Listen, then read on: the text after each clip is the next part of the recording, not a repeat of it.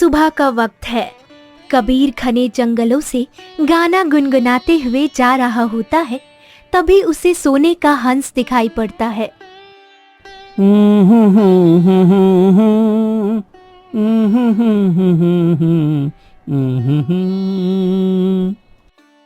अरे ये क्या माजरा है? ये तो चांदी का हंस है। अरे ये तो बड़ा ही अनोखा है। अरे अरे अरे अरे, इसे पाकर तो मेरी पूरी तकदीर ही बदल जाएगी। चलो जल्दी से इसे पकड़ लेता हूँ। फिर कबीर हंस के पीछे दौड़ता है। आजा आजा आजा आजा, अरे तू आजा आजा आजा। वो हंस तेजी से घने जंगलों की तरफ भागने लगता है। कबीर थोड़ा और आगे जाता है तो उसे अचानक ही वो चांदी का हंस एक पल में एक चांदी की धातु में बदल जाता है, किसी छोटी से पंख की तरह। अरे ये क्या? अभी तो ये जीता जागता चांदी का हंस था और ये तो अभी धातु का कैसे बन गया? और ये इतना सा कैसे हो गया? ये तो पूरी तरह से मूर्ति जैसा लग रहा है। लेकिन चलो, चांदी है तो इसे ले लेता हूँ। कबीर जैसे ही उस मूर्ति को छूता है, अचानक उसका आधा हाथ चांदी में बदलने लगता है और वो बुरी तरह चीखने लगता है। अरे ये क्या? मेरा हाथ तो ये चांदी में बदल गया। अरे अब मैं क्या करूं? आह आह। ऐसे ही कुछ पल बीत जाते हैं और कबीर सोचता है, अरे ये मेरा हाथ तो चांदी का बन गया, लेकिन मैं ये चांदी की धातु नहीं छोड़ सकता हूँ। मेरे काम आएगी। भले मेरे हाथ के साथ जो हुआ सो हुआ, पर इसे लेकर ही जाऊंगा। कबीर अपने कपड़े से हाथ को ढक लेता है और धातु को लेकर घर की तरफ जाने लगता है। पेड़ के पीछे छुपा चांदी का हंस ये देख लेता है। मैं जानता था कि तुम यहाँ तक जरूर आओगे। बिल्कुल मैंने वही किया जो आज से कई वर्ष पहले तुम्हारे पिता के साथ किया था। इतिहास फिर अपने आप को दोहरा रहा है। ये धातु सिर्फ मेरा एक अंश है। कबीर अनजान होकर घर पहुंचता है और धातु को घर में छुपा देता है। पिताजी को तो बिल्कुल पता नहीं लगने दूंगा कि ये धातु मैं घर लेकर आया हूँ। कबीर परेशान हो जाता है। अरे पिताजी अभी तक आए क्यों नहीं? वो तो सुबह ही बोले थे कि आ जाएंगे। चलो जाकर देखता हूँ। कबीर हाथ ढककर निकलता है। गांव की चौपाल पर उसके पिता महेश को गांव वाले घेरे खड़े थे। अरे गद्दार महेश, तू तो गद्दार है। तूने महाराज के साथ गद्दारी की है। हाँ, तुम्हें यहाँ गांव में रहने का भी अधिकार नहीं है। हाँ, तभी तो देख इसके फटे पुराने कपड़े। अरे पहले कितने राजाओं की तरह रहता था और अब देखो कैसे भिखारी जैसी हालत हो गई है इसकी। वो देखो देखो, गद्दार का बेटा भी आ गया, कबीर। अरे दोनों गद्दार हमारे ही गांव में हैं। चलो चलो, इनसे ज्यादा बात की तो कहीं महाराज हमें भी गद्दार होने का ठप्पा ना लगा दें। गांव वाले हंसते हुए चले जाते हैं। महेश की आंखों से आंसू गिर रहे होते हैं। पिताजी चलिए, हम घर चलते हैं।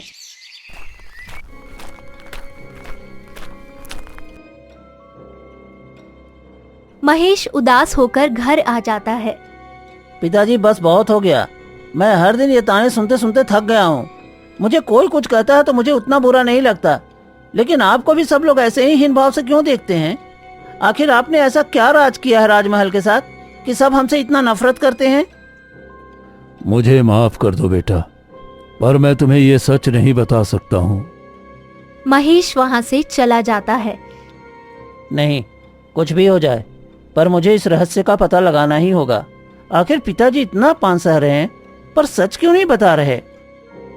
ऐसे ही ये दिन बीत जाता है और आधी रात को महेश अचानक उठ जाता है।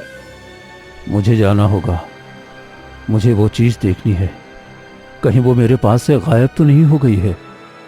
महेश दबे पांव घर से निकल पड़ता है। तभी कबीर की आंखें खुल जाती हैं। अरे पिताजी इस वक्त कहाँ जा रहे हैं? मुझे इनका पीछा करना चाहिए। कबीर महेश का पीछा करने लगता है और महेश चलते चलते घने जंगलों के बीच एक पुरानी गुफा में पहुंच जाता है। चलो जल्दी से देखता हूँ। महेश गुफा के भीतर एक पत्थर की दरार के पास रुकता है और वहां से एक चमकती हुई चांदी की तलवार बाहर निकालता है। मैंने इसके लिए कितना संघर्ष किया और कितने राज दफन किए, पर मैं इसका सच किसी को नहीं बता सकता। वक्त आने पर सबको खुद ही पता चल जाएगा। फिर महेश वो तलवार फिर से दरार में छुपा देता है और गुफा से बाहर निकलने लगता है। कबीर फुर्ती से वहां से भागकर एक पेड़ के पीछे छुप जाता है। आखिर इस तलवार का क्या रहस्य है? पिताजी इतनी रात को यहाँ ये चांदी की तलवार देखने आए हैं, और उन्होंने इस तलवार को यहाँ क्यों छुपाया है? कबीर परेशान होकर घर लौट आता है और अगले दिन राजमहल के एक सुरक्षित कक्ष में राजा अशोक और रानी शिलावती अत्यंत चिंतित बैठे होते हैं। महाराज, हम कब तक ये सच छुपा कर रखेंगे? अब राजकुमारी सिंधिया भी 19 वर्ष की हो गई हैं। हम ज्यादा दिनों तक ये हकीकत नहीं छुपा सकते। देखो रानी, मैंने जैसा कहा था वैसा ही करना होगा। राजकुमारी भले 19 साल की हो गई है, लेकिन वो पूरी जिंदगी इस राजमहल से बाहर कदम नहीं रख सकती। अगर उन्होंने बाहर कदम रखा तो अनर्थ हो जाएगा। महाराज, मैंने राजकुमारी को 19 वर्षों से महल के भीतर ही रखा है, लेकिन मुझे नहीं लगता कि हम उन्हें अब और रोक पाएंगे। अगर तुमने ऐसा नहीं किया रानी, तो जानती हो ना, हमारा वो वर्षों पुराना काला राज सबके सामने आ जाएगा। उसके बाद हम यहाँ खड़े होने लायक भी नहीं रहेंगे। दोनों अपनी चिंता में डूबे बातें कर रहे होते हैं। वहीं कक्ष के बाहर खड़ी राजकुमारी सिंधिया छिपकर उनकी बातें सुन लेती है। अच्छा, तो पिताजी और माँ मुझे पूरा जीवन इसी महल में कैद करके रखना चाहते हैं, पर ऐसा नहीं हो सकता। मैं इतने दिनों तक यहाँ कैद रही हूँ, लेकिन अब और नहीं, मुझे बाहर की दुनिया देखनी ही होगी। राजकुमारी सिंधिया अपनी आजादी के लिए चोरी छिपे राजमहल के पीछे दरवाजे से बाहर निकल जाती हैं। अरे वाह, बाहर का ये वातावरण कितना सुहाना लग रहा है। चलो और अंदर जाकर देखती हूँ। सुना है दासिया कह रही थी कि पास में ही बहुत अच्छा झरना है। सिंधिया उत्साह में आगे बढ़ती है। तभी अचानक जंगल के सन्नाटे को चीरती हुई एक भयानक भालू के दहाड़ने की आवाज आती है। अरे अरे, ये तो किसी जंगली जानवर की आवाज है। अब मैं क्या करूं? मुझे तो यहाँ का रास्ता भी नहीं पता, और शायद मैं बहुत घने जंगल में आ गई हूँ। तभी कबीर फुर्ती से दौड़कर राजकुमारी के पास पहुंच जाता है। ये क्या? आपको यहाँ नहीं आना चाहिए था। ये इलाका जंगली जानवरों से भरा हुआ है। मैं तो बस यहाँ झरना घूमने आई थी। फिर कबीर राजकुमारी का हाथ पकड़कर उन्हें सुरक्षित रास्ते से बाहर एक शांत तालाब के किनारे ले आता है। ये तालाब है, यहाँ बैठना सुरक्षित है। सच में तुम दिल के बहुत नेक हो। अगर आज तुम ना होते तो शायद मैं किसी जंगली जानवर का भोजन बन चुकी होती। चिंता मत करिए, आपको कुछ नहीं होगा। अब बताइए, मैं आपकी और क्या मदद कर सकता हूँ? मुझे नील कमल का फूल चाहिए। वही मेरा सबसे मनपसंद फूल है। हर वक्त दासियां लाकर दिया करती थी, पर आज सोचा खुद अपने हाथों से तोड़ूंगी। ठीक है, मैं अभी लेकर आता हूँ। फिर कबीर जाता है और थोड़ी देर में ताजे नीलकमल लाकर सिंधिया के हाथों में रख देता है। मैं पूरे 19 वर्षों बाद राजमहल से बाहर निकली हूँ, लेकिन तुमसे पहली मुलाकात में ही ऐसा लग रहा है जैसे हम दोनों के बीच कोई गहरा रिश्ता है। अगर तुम चाहो तो मैं तुमसे विवाह करने के लिए तैयार हूँ। क्या? सच में?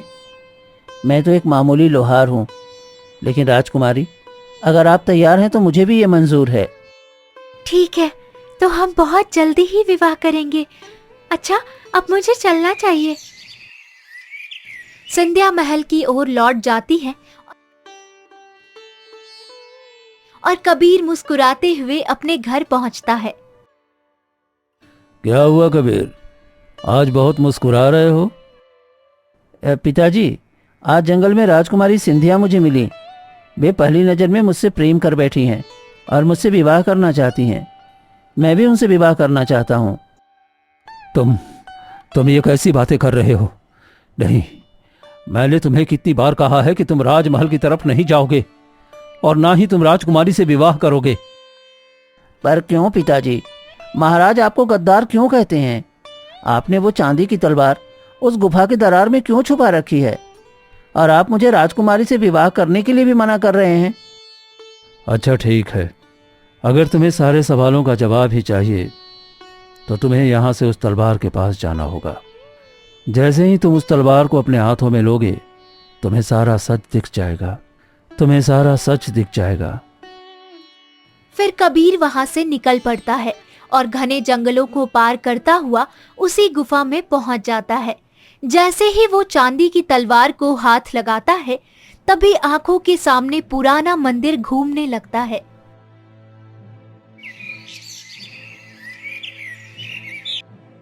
भीष्मपति राज्य में राजा अशोक राज किया करते थे। वे एक न्यायप्रिय और खुशहाल शासक माने जाते थे। एक दिन राजा अशोक अपने वफादार लोहार महेश को बुलवाते हैं। आज्ञा कीजिए महाराज, आपने मुझे क्यों बुलवाया? महेश, तुम्हें पता है ना कि हम वर्षों से एक विशेष औजार बनाने की कोशिश कर रहे हैं। अब वक्त आ गया है कि उसे फिर से बनाना शुरू किया जाए। बताइए महाराज, मुझे क्या करना होगा? तुम्हें एक चांदी की तलवार बनानी होगी, वो भी चांदी के हंस के पंखों से। पर महाराज, चांदी का हंस ये कहां से आएगा? उसके पंख जुटाना नामुमकिन है, ऐसा कभी नहीं हो सकता। नामुमकिन को मुमकिन करना ही तो राजा का काम है। मैंने सुना है कि चांदी का हंस होता है। मैं तुम्हें वो हंस ला कर दूंगा। क्या तुम तलवार बनाने के लिए तैयार हो? ठीक है महाराज, मैं आपका वफादार लोहार हूं। अगर राज्य की सेवा के लिए मुझे चांदी के हंस की तलवार बनानी पड़े तो मैं तैयार हूं। ठीक है, तो कल सुबह तुम राजमहल आ जाना। महेश वहां से चला जाता है। वहीं राजा अशोक घने जंगलों की ओर निकल पड़ता है, जहां उसकी मुलाकात एक रहस्यमयी जादूगर से होती है। मैं तुम्हारे पास ही आ रहा था जादूगर। कहिए महाराज, क्या सेवा करूं? तुम्हें खूबसूरत लड़की को अपनी जादुई शक्तियों से हंस बनाना है। मुझे उसकी शक्तियों से एक पराक्रमी तलवार बनानी है, जिससे मैं 10 दिशाओं में विजय प्राप्त कर सकूं। मुझे जल, थल और वायु कहीं भी कोई मार न सके और मेरे पास कभी किसी चीज की कमी न हो। यह तो बहुत ही शक्तिशाली हथियार होगा महाराज, लेकिन इसे बनाने के लिए आपको किसी का जीवन और उसकी शक्तियां देनी पड़ेंगी। क्या आप तैयार हैं? हाँ हाँ, मेरे पूर्वज इसे बनाने की कोशिश करते रहे पर कोई सफल नहीं हुआ। अब तुम जल्दी से किसी लड़की को हंस बनाओ। फिर जादूगर और राजा अशोक जंगल में शिकार की तलाश में निकलते हैं। तभी उनकी नजर तालाब किनारे कपड़े धो रही सुनैना नाम की लड़की पर पड़ती है। वो देखो, वो लड़की, यही सही मौका है। हाँ महाराज, अभी देखिए मेरा चमत्कार। जादूगर मंत्र पढ़ता है और एक तेज रोशनी फैलती है। देखते ही देखते वो मासूम सुनैना एक चमकते हुए चांदी के हंस के रूप में बदल जाती है। जादूगर उसे पकड़कर राजा अशोक को सौंप देता है। महाराज, ये लीजिए हंस। इससे जो तलवार बनेगी उसके एक बार के सामने 100 तलवारें भी नहीं टिक पाएंगी। लेकिन याद रहे, जब तलवार पूरी तरह बन जाएगी तो इसकी शक्तियों को 100 गुना करने के लिए एक विशेष अभिषेक पूजा करना होगा। क्यों नहीं, अब यह हंस मेरा है और अब वैसा ही होगा जैसा मैंने चाहा था। राजा अशोक उस हंस को लेकर राजमहल आता है, जहाँ कुछ ही देर में लोहार माधव पहुंच जाता है। राजा वो हंस माधव के हाथों में थमा देता है। इसे ले जाओ और जल्दी से इसे एक सफेद तलवार तैयार करो। मुझे उस तलवार को सिद्ध भी करना है। महाराज, ये तो चांदी की मूर्ति जैसा लग रहा है, पर यह कोई साधारण हंस नहीं है। देखो, ज्यादा सवाल मत करो। मैंने जितना कहा है तुम्हें बस उतना ही करना है। जाओ। माधव उस हंस को लेकर अपने घर आ जाता है और उसके पंखों से तलवार गढ़ने लगता है। कई दिनों की कड़ी मेहनत के बाद तलवार आधी से ज्यादा बन जाती है, लेकिन तभी कुछ अजीब होने लगता है। जब से ये तलवार बना रहा हूं, पता नहीं मुझे रात को नींद क्यों नहीं आती। ऐसा लगता है जैसे इस तलवार के अंदर कोई बहुत बड़ा रहस्य दफन हो। तभी अचानक उस चांदी की तलवार से एक काला धुआं उठने लगता है और माधव के हाथ में तलवार के स्पर्श से एक गहरा घाव बन जाता है। ये क्या? ये कैसा निशान है? और मेरे हाथ में ये जख्म? जो कुछ भी हो रहा है वो ठीक नहीं है। मुझे इसका सच पता करना ही होगा।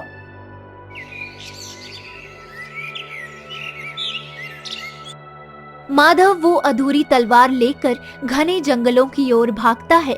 तभी वही चांदी का हंस उसके सामने आकर खड़ा हो जाता है। ये क्या? ये हंस तो जीता जागता है। माधव, इस तलवार को मत बनाओ। जैसे ही ये तलवार पूरी होगी तुम्हारा पूरा परिवार बर्बाद हो जाएगा। राजा इसका इस्तेमाल अपनी अमरता और विनाश के लिए करेगा। माधव कुछ पूछ पाता उससे पहले ही हंस गायब हो जाता है और घबराया हुआ माधव घर पहुंचता है और कबीर और उस तलवार को लेकर अपने दोस्त महेश के पास भागता है। क्या हुआ माधव? तो इस वक्त अपने इस तलवार को लेकर यहाँ क्या कर रहा है? दोस्त, तू मेरा सबसे जिगरी यार है। आज मेरी जान खतरे में है, तो बस मेरे परिवार को बचा ले। इस चांदी की तलवार को ऐसी जगह छुपा देना जहां किसी की नजर न पड़े। जब मेरा बेटा 21 वर्ष का हो जाए तभी यह तलवार उसे छूने देना। इसे लेकर यहां से दूर चला जा मेरे दोस्त, दूर चला जा। मैंने तुझे पहले ही कहा था कि महाराज के चक्कर में मत पड़। खैर, तो चिंता मत कर, मैं इस जिम्मेदारी को बखूबी निभाऊंगा। तूने बुरे वक्त में मेरी मदद की थी, आज मैं अपना फर्ज निभाऊंगा। फिर महेश कबीर और तलवार को लेकर गांव छोड़कर दूर गुफाओं की ओर निकल जाता है। उधर माधव एक नकली तलवार लेकर राजमहल पहुंचता है। आखिर तुम तलवार ले आए माधव? हाँ महाराज, मैंने चांदी के पंखों से यह तलवार तैयार कर दी है। तभी रानी शीलावती वहां आती है। नहीं महाराज, ये असली तलवार नहीं है। गुरु माँ ने बताया है कि हमारा तलवार अभी तक पूरा भी नहीं हुआ है। फिर ये तलवार लेकर यहाँ कैसे आ सकता है? नहीं रानी, ये तो असली ही तलवार है, लेकिन हमारा सच छुपाने के लिए इसे सजा भुगतना पड़ेगा। सैनिकों, इस माधव को पकड़ लो। ये राज अब बाहर नहीं जाना चाहिए। माधव, अब तुम्हें कैद में रहना होगा ताकि तुम किसी को कुछ न बता सको। आप मुझे धोखा देने वाले थे महाराज, इसलिए मैंने असली तलवार को अधूरा ही छोड़ दिया है। वो कोई साधारण तलवार नहीं है और आप कभी उस तक नहीं पहुंच पाएंगे। और ये तलवार नकली है। तुमने मुझे धोखा दिया, इसकी सजा तुम्हें मिलेगी। जल्दी बताओ तलवार कहां है, वरना तुम्हारे परिवार को नहीं छोड़ूंगा। मैं अपने परिवार और उस तलवार दोनों को एक सुरक्षित स्थान पर भेज कर आया हूं। अब आप उन्हें कभी नहीं ढूंढ पाओगे। इसे ले जाओ और जब तक तलवार न मिले इसे तड़पने दो। सैनिक माधव को ले जाते हैं। रानी शीलावती की आंखों में आंसू आ जाते हैं। अब क्या होगा महाराज? हम तो अपनी पुत्री सिंध्या को भी इसी तलवार की मदद से उस श्राप से आजाद करने वाले थे। अब तो हमारी पुत्री को भी एक कैदी का जीवन ही जीना होगा। चिंता मत करो, बहुत जल्दी मैं इसका उत्तर ढूंढ लूंगा। जैसे ही ये सारा मंजर कबीर को पता चलता है, उसकी आंखों से लगातार आंसू गिरने लगते हैं। यानी मेरे पिताजी के साथ महाराज ने इतना बड़ा गलत किया। और वो हंस, उसमें जो लड़की थी वो सुनैना थी। मुझे जाकर ये बात कहना होगा, यानी वो मेरे असली पिता भी नहीं हैं।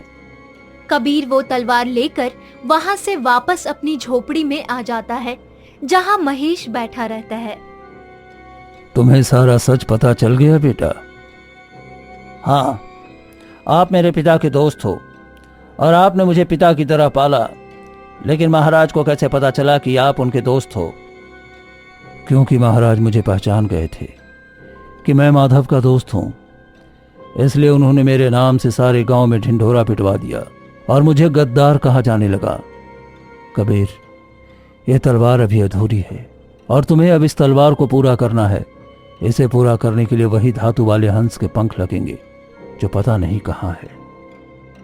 पर मेरे पास तो हंस का एक अंश है, चांदी का धातु। उसे मैं अपने साथ लेकर आया हूँ, मैं अभी दिखाता हूँ। कबीर घर के अंदर से वो धातु निकालता है, जिसे देखकर महेश की आंखें चमक उठती हैं। तब तो काम हो गया, इसी से ये तलवार पूरी हो जाएगी। ठीक है, मैं इस तलवार को जरूर पूरा करूंगा। कबीर मेहनत करके उस तलवार को पूरी तरह से बना लेता है। तलवार की दिव्य चमक पूरी झोपड़ी में फैल जाती है। तलवार तो बन गई। अब सबसे पहले मुझे उस हंस को ढूंढना होगा और उसके बाद ही इस तलवार को नष्ट करना होगा, ताकि इसका कोई गलत उपयोग न कर सके। कबीर वो तलवार लेकर अपने घर से निकल पड़ता है। वो घने जंगलों से गुजर रहा होता है कि तभी वही चांदी का हंस उसके सामने आकर खड़ा हो जाता है। मैं समझ गया कि तुम चाहती हो मैं तुम्हें आजाद करूं। मैं तुम्हें जरूर आजाद करूंगा। कबीर जैसे ही वो तलवार चांदी के हंस पर छुआता है, एक तेज रोशनी फैलती है और चांदी का हंस फिर से सुनैना के रूप में बदल जाता है। मुझे यकीन नहीं हो रहा है कि इतने वर्षों बाद मैं फिर से इंसान बन पाई। सच में मैं बहुत खुश हूँ, बहुत खुश। मुझे इस तलवार को नष्ट करना है। क्या तुम्हें कुछ पता है जिससे मैं इसे नष्ट करके हमेशा के लिए अपनी इस दुनिया को बचा सकूं? मैं जब हंस के रूप में थी तो मैं राजा की हर एक बात पर नजर रखती थी। मैंने राजा को कहते सुना था कि इसे ले जाकर मानसरोवर झील में जैसे ही डालोगे, ये रहस्यमयी तरीके से विलीन हो जाएगी, क्योंकि उस धातु के हंस के एक अंश में कई सारी शक्तियां डालकर उसे मानसरोवर झील से ही तैयार किया गया था। और तुम्हारे पास जो धातु था वो मेरा ही एक अंश था। ठीक है, तुमने मेरी बहुत मदद की है, अब तुम जा सकती हो। सुनैना वहां से चली जाती है। कबीर तलवार लेकर आगे बढ़ जाता है और मानसरोवर झील पहुंचता है। जैसे ही वो तलवार झील में डालता है, अचानक तेज रोशनी फैलती है और वो तलवार एक नीले फूल में बदल जाती है। सूरवीर, तुमने इस तलवार को सही जगह स्थापित किया है। कौन बोल रहा है? इस तलवार को बनाने में झील की कई शक्तियों का प्रयोग हुआ था। उस धातु के हंस का वो अंश आज अपनी जगह वापस आ गया है। आज तुमने सब ठीक कर दिया। इसी फूल की वजह से उस राजकुमारी का श्राप भी खत्म होगा जो इस तलवार के नाम से उस पर पड़ा था। ये फूल ले जाओ और राजकुमारी को मुक्त कर दो। ठीक है, मैं वैसा ही करूंगा। कबीर वो फूल लेकर राजमहल आ जाता है। तभी राजा अशोक कबीर के हाथ में वो नीला फूल देखते ही उनके चेहरे का रंग उड़ जाता है। नहीं, ऐसा नहीं हो सकता। क्या तुमने उस जादुई तलवार को नष्ट कर दिया? हाँ महाराज, और मैं ही उस माधव का बेटा हूँ जिसे आपने इतने वर्षों से बंदी बना रखा है। छोड़ दीजिए मेरे पिताजी को महाराज, वरना मैं राजकुमारी का श्राप अभी खत्म नहीं करूंगा। तभी पीछे से राजकुमारी सिंधिया वहां आ जाती है और कबीर की बातें सुनकर दंग रह जाती है। कबीर, तुम मेरे पिताजी को पहले से जानते हो? और मेरे पिताजी ने ऐसा क्या किया है तुम्हारे परिवार के साथ?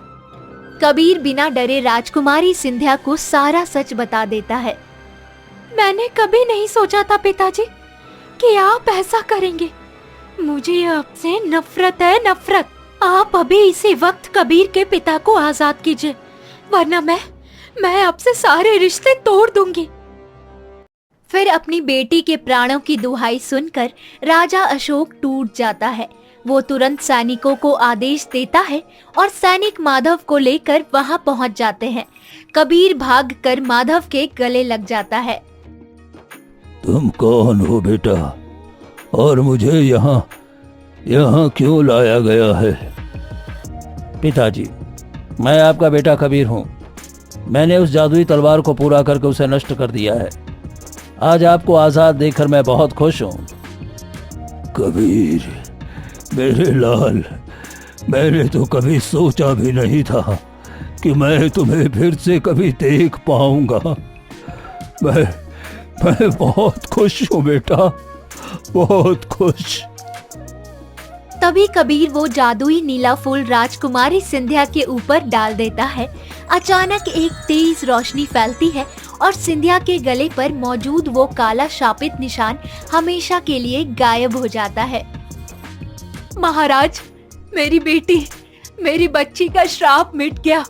देखिए महाराज, देखिए, हमारी सिंधिया अब पूरी तरह ठीक हो चुकी है। मुझे माफ कर दो। अमर होने के लालच में मैंने अपनी बेटी की जान खतरे में डाल दी थी। कबीर, मैं तुम्हारा गुनहगार हूँ। मांगो, तुम जो कहोगे मैं तुम्हें देने के लिए तैयार हूँ। महाराज, मुझे कुछ नहीं चाहिए। बस मैं अपने दोनों पिताओं के साथ एक अच्छा और सुकून भरा जीवन जीना चाहता हूँ।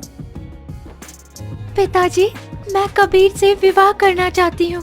वो बहुत ही नेक और ईमानदार इंसान है। ठीक है बेटी, हम बहुत जल्द तुम दोनों का विवाह बड़ी धूमधाम से करेंगे। माधव, मुझे माफ कर दो और हमारी बेटी को अपने बहू के रूप में स्वीकार कर लो।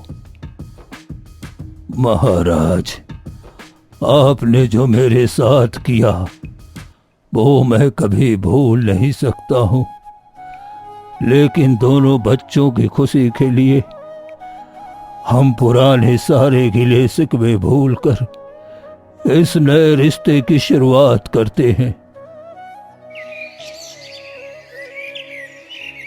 महाराज अशोक पूरे धूमधाम से कबीर और सिंधिया का विवाह संपन्न करवाते हैं। कबीर राजकुमारी को लेकर अपने गांव आ जाता है और अपने पिता माधव और महेश के साथ खुशी खुशी जीवन बिताने लगता है।